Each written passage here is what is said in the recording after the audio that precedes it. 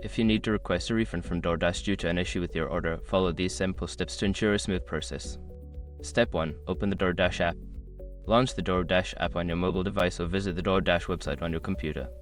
Make sure you are logged into your account. Step 2. Access your orders. Navigate to the Orders section in the Apple website. Here, you will find a list of your recent orders. Locate the order for which you want to request a refund. Step 3. Select the order. Click on the specific order to open its details. Review the order information to confirm that this is the one you need to address. Step 4. Request a refund. Look for the option to report an issue or request a refund. This may be labeled as Help or Get Help. Follow the prompts to explain the issue you encountered, such as missing items or incorrect charges. Step 5. Submit your request. After providing the necessary details, submit your refund request.